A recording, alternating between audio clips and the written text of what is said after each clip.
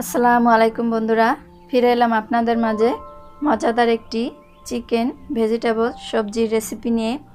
আর সবজিটি খুবই খেতে মজাদার এবং সুস্বাদু, দেখতেও কালারটা খুব সুন্দর হয়। চলুন এটি কিভাবে তৈরি করব দেখে নেওয়া যাক। আর সবজিটি তৈরি করার জন্য আমি এখানে একটি ফুলকপিকে এভাবে পিস পিস করে কেটে নিয়েছি এবং তার সাথে নিয়েছি একটি গাজরটাকেও আমি এভাবে পাতলা পিস পিস করে কেটে নিয়েছি।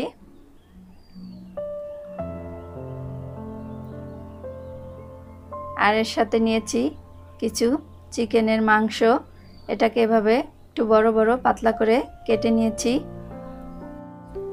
এরপরে চুলাতে একটি পাত্র বসিয়ে তার ভিতরে একটি ঝুড়ি দিয়ে আমি ফুলকপিটাকে 10 মিনিটের জন্য ঢাকনা দিয়ে হাফ সেদ্ধ করে নেব। 10 মিনিট পরে ফিরে এলাম। দেখুন কফিটা পুরোপুরি হাফ সেদ্ধ হয়ে গেছে আর এটার কালারটাও খুবই সুন্দর হয়েছে। এখন আমি এটাকে নামিয়ে নেব। এবার সবজিটা তৈরি করার জন্য চুলাতে কড়াই বসিয়ে তাতে 1 টেবিল চামচ মতো তেল দিয়ে দেব। এরপরে যে চিকেনগুলো কেটে রেখেছি এগুলো আমি দিয়ে কিছুক্ষণ ভেজে নেব। এখানে আমি এই চিকেনের মাংস ব্যবহার করেছি, আপনারা চাইলে বিফ, মাটন মাংস ব্যবহার করতে পারেন।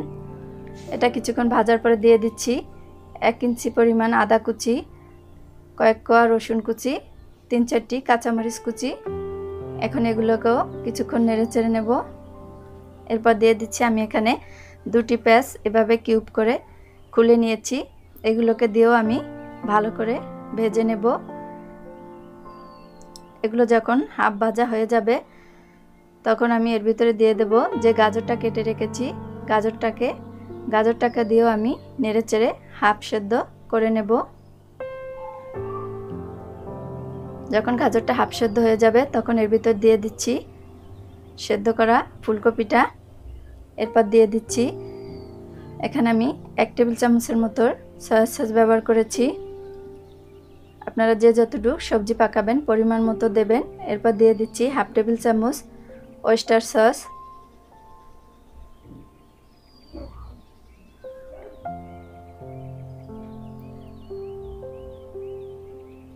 এরপর দিয়ে দিচ্ছি সামান্য লবণ, দিয়ে দিচ্ছি হাফ টেবিল চামচ চিনি।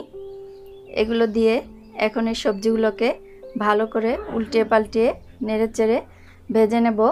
চুলার আঁচটা এখন মিডিয়াম করে দেব। দেখুন সবজিগুলো হয়ে গেছে, আমি এগুলো তুলে নেব। আমি এগুলো নামিয়ে নিচ্ছি।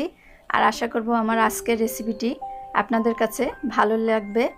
যদি ভালো লেগে থাকে অনুরোধ রইল চ্যানেলটিকে লাইক, কমেন্ট ও শেয়ার করতে ভুলবেন না। আমি একটি খেয়ে দেখাচ্ছি, খুবই মজা হয়েছে, ভেতরটাও সেদ্ধ হয়েছে।